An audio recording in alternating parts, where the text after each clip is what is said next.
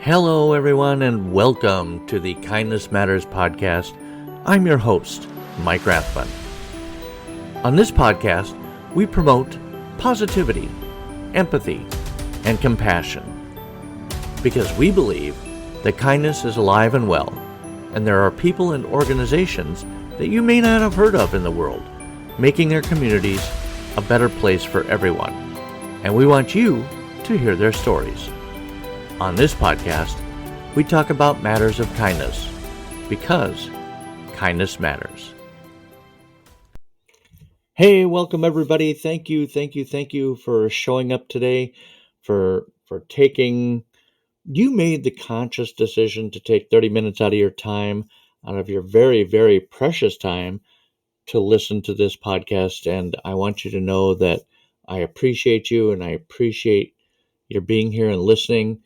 And if you hear anything on this podcast that is inspiring to you or motivating or makes you feel a certain way, please don't hesitate to share it with your family and your friends and anybody else you think that might appreciate a little uplifting conversation. I would appreciate that, and I'm sure your friends would too, or family, or coworkers, or whoever.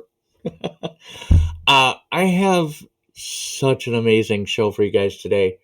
My guest, and I've been struggling for 2 weeks trying to come up with an introduction for this man. And the only thing I can say is Renaissance man, right?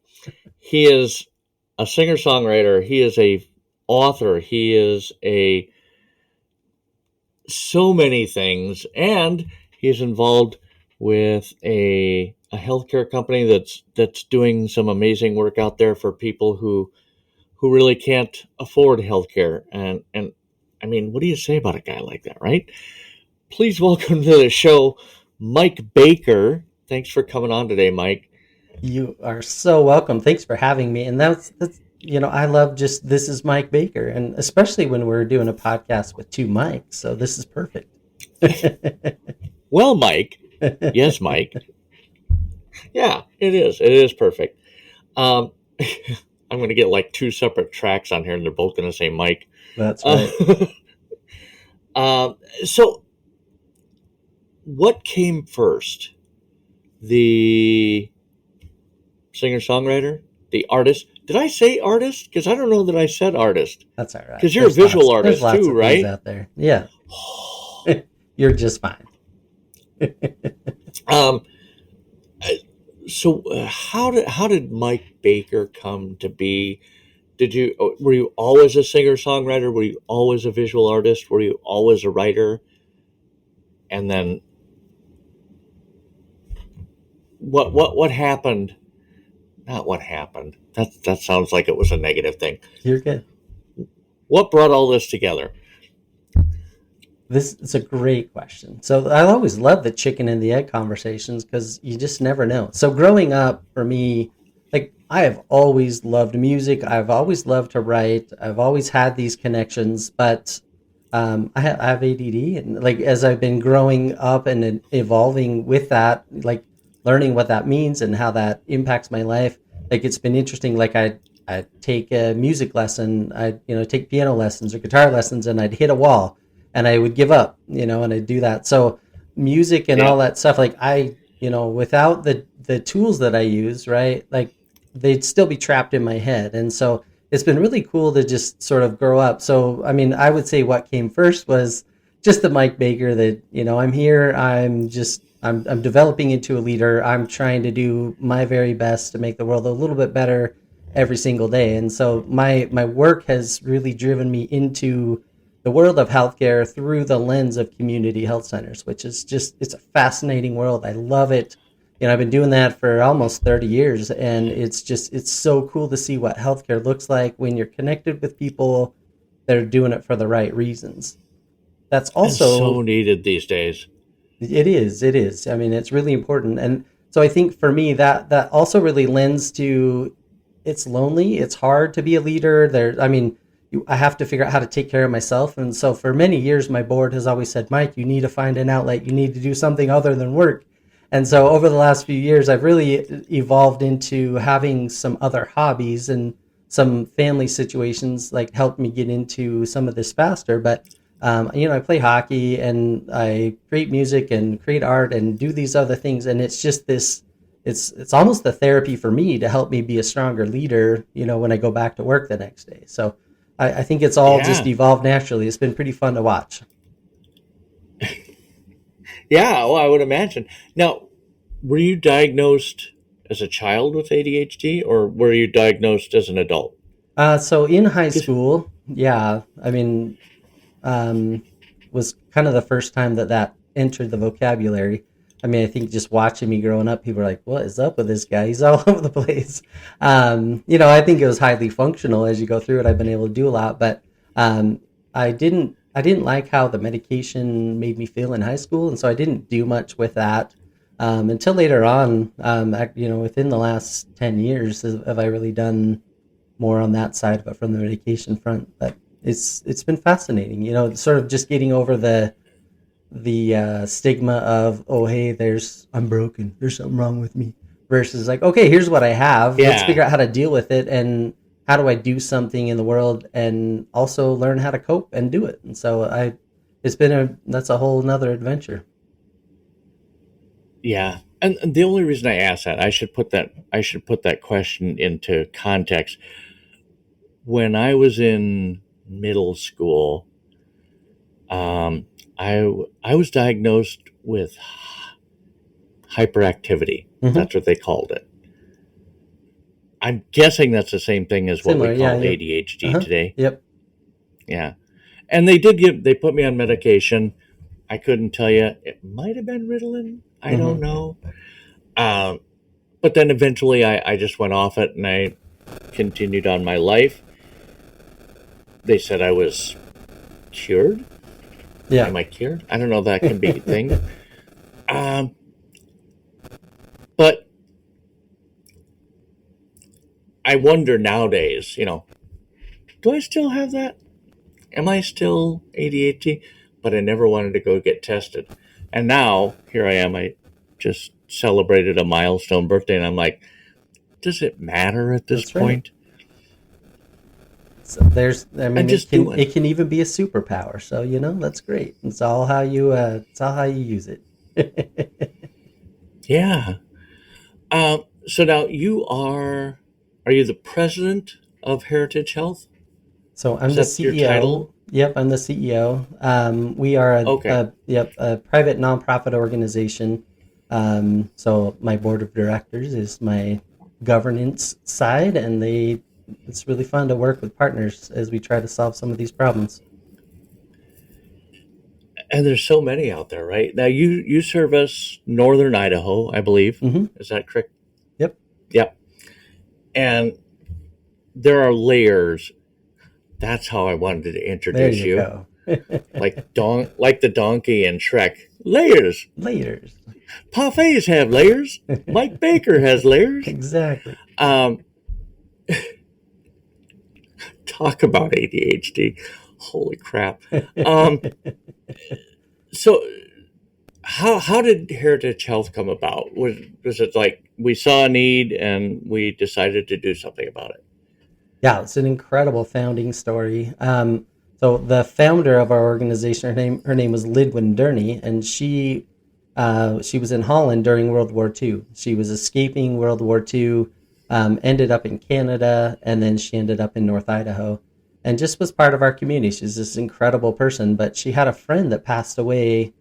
Single mom, she had diabetes. She didn't have access to really good health care. She ended up passing away, and Lydwin was just like, we've got to fix this. This is a real problem. And so she started a volunteer clinic Yeah. that operated a couple nights a week, and they started really seeing patients in our community. And then it grew. So it ran from a free clinic to 1985 to 2004, and then it became a community health center. And then I joined it at the end of 2009 into 2010. And since then, we've just been having a lot of fun, expanding, doing everything we can to provide medical, dental, mental health, and substance use treatment services for our community. That and it's so cool too because and because when we talk about the healthcare system here in the United States, oh, eh, my feeling is that those who have insurance through their employer, for example, are fine with it. It may be irritating a little bit for a while here or there, but as a general rule, they're okay with it. Whereas people who are self insured or they make too much money for Medicaid, but not enough money to afford regular health care, um, find the system frustrating and demoralizing and all kinds of other words.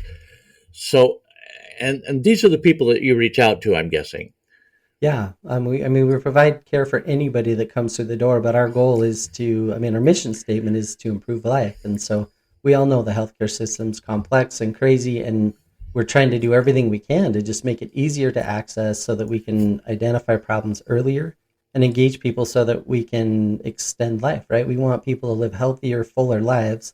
We know we can do that, but we got to find a way to partner with people to get there. Right, right. And I mean, we probably don't always make the best choices when it comes to living healthier, do we? Yeah, we all have our As a vices, right? population. Mm-hmm. I just got on Medicare because I just turned that magic age, Yeah, and I joined the Y.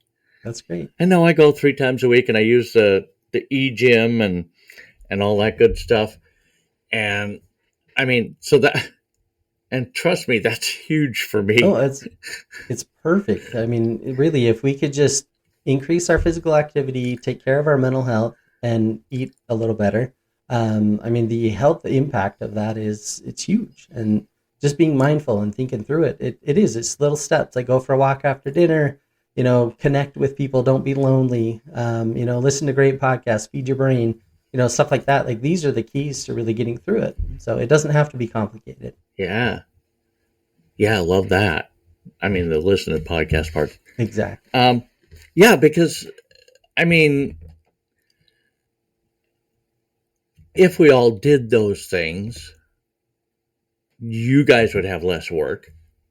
And I don't think that would necessarily be a bad thing, right? Right. If you No. guys weren't quite so, but it's daunting, I would imagine, at times to do the work that you do. Mm-hmm. I saw, and when we're talking about healthcare, and you said you wanted to make it simpler for people, and that reminds me of a story I heard a friend of mine was just recounting. Um, they had to have a surgery, and they found a doctor in network out of a building, right? The doctor was in network, and the doctor would be doing the surgery in that same building. And the person found out after the surgery that while the doctor was in network, the facility that she had the surgery done in was not in network. Yeah. It's so confusing. And I don't think the anesthesiologist was in network either, even though they all worked out of the same building, in roughly the same 5,000 square foot area. Yeah, it's crazy. There's the complexities within it. We've really hurt the healthcare system, and we need to find our way back. Yeah, I think some people were so hopeful when the ACA came through. Mm-hmm. And it was good because I had a pre-existing condition.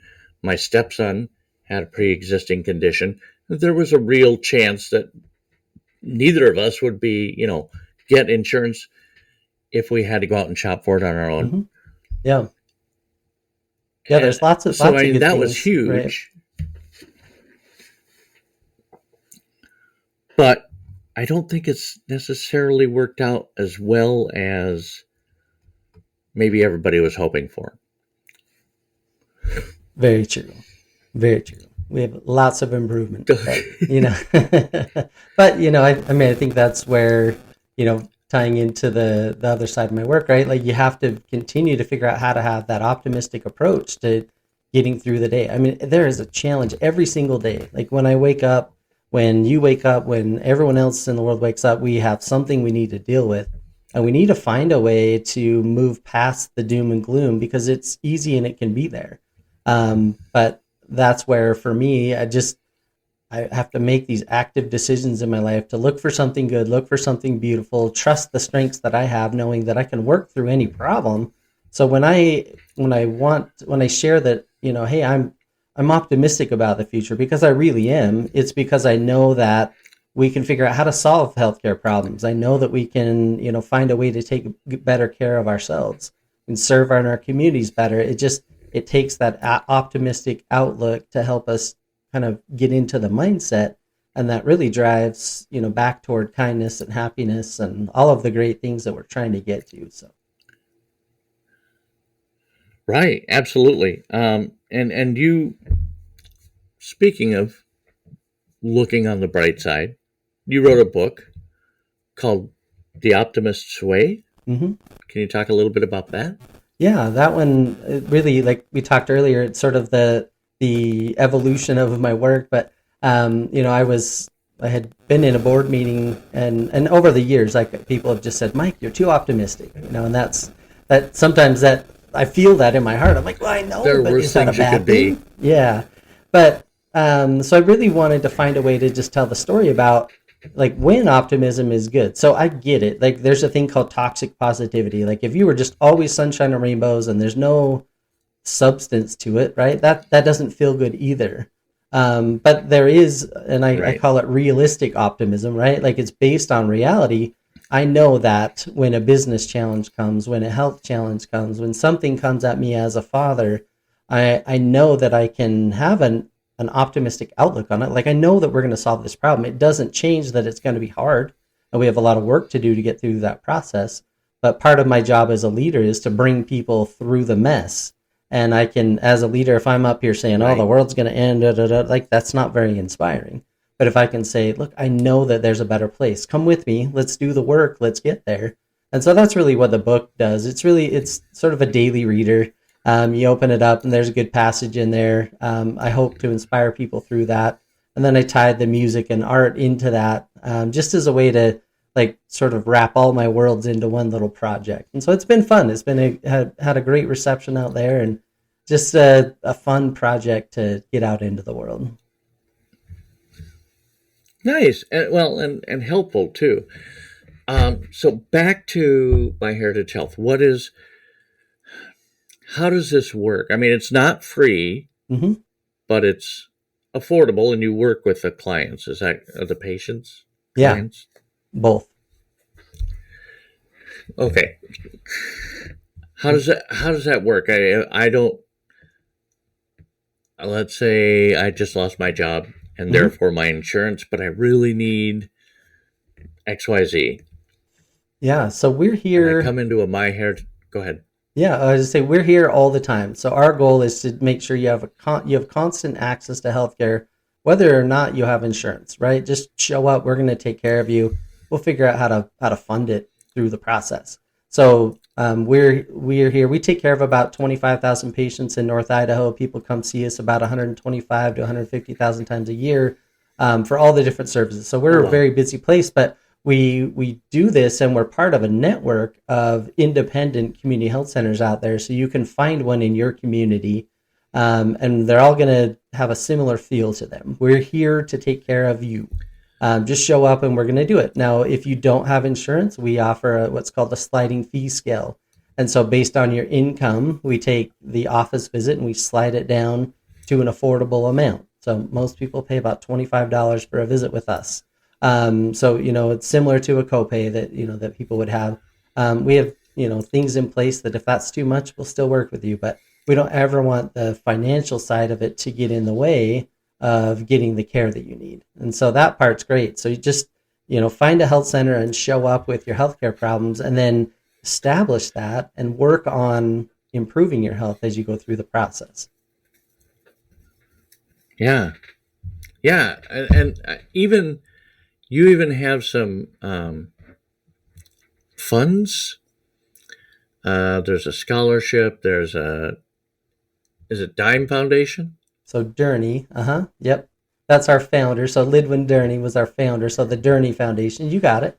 That's actually one of the reasons why it's no longer Dirne. It used to be Dirne Health On Centers. the website, People the really R made struggled it. with pronouncing it. So now that's why actually why we're Heritage Health. Um, but yeah, we have the Dirne Foundation. But again, we do different things to make sure that people always have access to care. So if you can't afford your copays, you can apply for a scholarship through the foundation, and we'll evaluate that and do what we can to help. Just make sure you're getting the care that you need. Okay, perfect.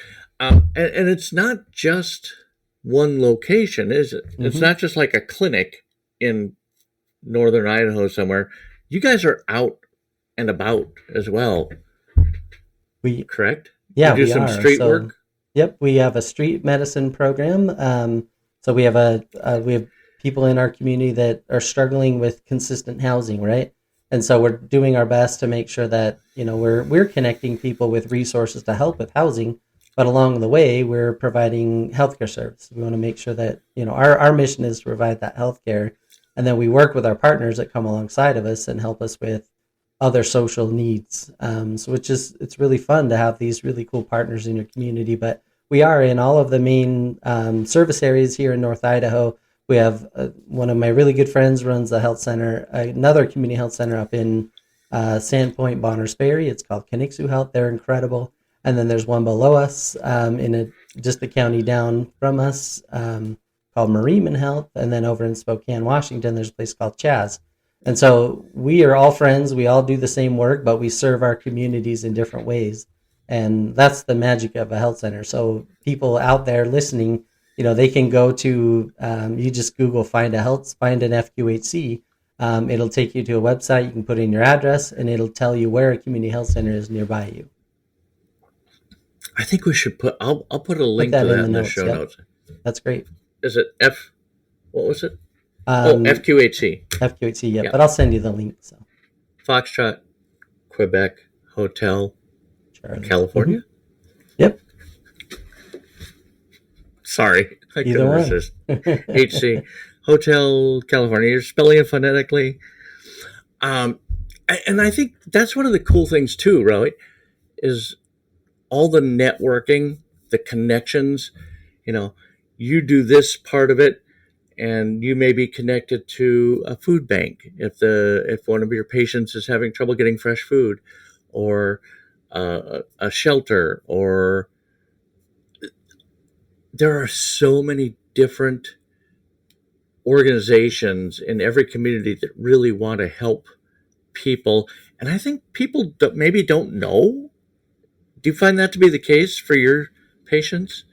They don't know there's that help in their own community. We do. Yeah, 100%. It's sort of this hidden secret in lots of communities, and we do a lot of outreach, we do a lot of marketing, but there are just people that don't understand, or they don't understand that they would benefit from the services sometimes. And I think that early on, one of the images that we worked on changing was that this was just for the poor people, right? Like, well, sure, we're here for anybody, but some people found themselves in a situation where they may need our help, but because they weren't poor, they wouldn't come see us. They thought, well, that's not for me. Well, we're here for everybody. We have incredible, like my family goes to our providers. Like so many people just use us as a resource because we're a really great place for healthcare. And if you don't have the resources, if you're not insured, we don't care. Show up. We're going to take care of you. Yeah, yeah, and that talking about that, we're not poor enough, or we're not poor, or what have you. There's a great story I heard.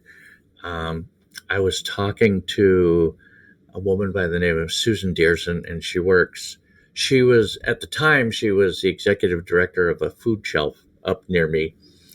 Now she's the executive director of a Meals and Wheels chapter. But she was talking about this story that happened to her where they were all working at the food shelf one day, and cars would come and go. They'd come, they'd pick up their groceries and they'd go. But for the longest time, this Mercedes Benz was sitting in the parking lot.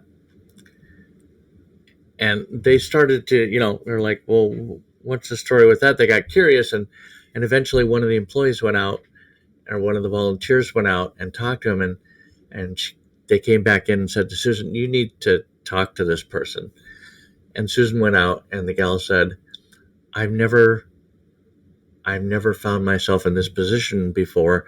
My husband and I used to make really good money until about 6 months ago when we were laid off, both of us at the same time. And now we need your services. And she was embarrassed to come in. Mm-hmm. She didn't want to come in because she was driving a Mercedes Benz, right? Right. And I just think that's so sad. That's sad to me. I think it really points back to the whole, you never know what battle anyone's facing. And we're all a couple paychecks from being the person that needs help in lots of ways. And so, the judgment side of it, we work really hard to make sure that it's a very dignified process. Like, again, everybody's welcome here. You just might fall into this bucket where you need some help. That's great. But right. Don't use that as a reason not to come. Yeah, because I personally have never been too proud. I know when my wife and I first started our business, we also were laid off on the same day. I went back to work. I found a job fairly quickly, and then was really, really, really bad at it. It was in the mortgage industry. I knew nothing about the mortgage industry, but at any rate, another story for another day. By the end of 2005, I was looking for a job again, and I was so tired of looking for a job. And so we decided to start our own home cleaning business. Cue the, self-insured part. Mm-hmm. But we made so little money that we qualified for basically the Minnesota version of Medicaid. Mm-hmm. I'm like, I don't care. And at one point we were so poor. How poor were you? That we actually qualified for the free version. I mean, we didn't pay a dime. And then eventually, as we started to get back on our feet, we qualified for Medicaid, but the part where you pay a monthly fee, and then full on go fend for yourself health insurance, right? Yep. Oh, that's what before we knew anything about brokers and all that good stuff. Yeah. And that is, I mean, I don't know how I found out about it, but it literally saved my bacon one time. Yeah. Nice scar. Yeah. So, yeah, if you need something, there is help out there for you, right? Absolutely. I mean, I think for me, that's the hardest thing is we find people that they find a lump or they have a concern and then they put it off and they don't come in. And, lots of reasons. I don't ever want that reason to be, I can't afford it. Like if you find a health problem, something that's concerning, you get in, the quicker that we deal with it, the better. We have people like, I felt this lump like a year ago and now we come in and it's progressed to something that's really, really hard to treat. And so, for us, just the financial side of everything, we are here and, community health centers across the nation, like that's what we're here to do. We want to take care of people that need the services so that we can just keep our communities strong and, be there for our communities. It's an incredible program. Yeah. Yeah. It's so fantastic what you guys do, what you do. And there will be links galore in the show notes of this episode. MikeBakerHQ.com, MyHeritageHealth.org, maybe even a link to the Optimist Way. Thank you so much, Mike, for taking 30 minutes to chat with me and give us all a little hope that there's a solution out there. You're welcome. when It's we're all feeling definitely, so down. yeah, it's definitely, you know, it is hard out there. And I think if we can just continue to wake up every day, and it's okay to have bad days and say, look, today's not the day and I'm just going to be down. That's okay. But, find that rhythm and find that spot. And if you can't find something beautiful in your life, go serve somebody, go do something else. You'll find it. There's beauty out there. And that's something that helps lift your spirits and gets you back into the groove where you can look at tomorrow and know that it'll be a better day. So love your podcast, loved your work, and thank you so much for having me here today. It's a real honor. Thank you so much. Take care, and we'll be in touch. Take care. I want to thank you so much for taking the time to listen to this episode with my guest, Mike Baker. Such an interesting guy, and so all of his links will be in the show notes. Please hop over there and take a look, maybe while you're listening to the episode.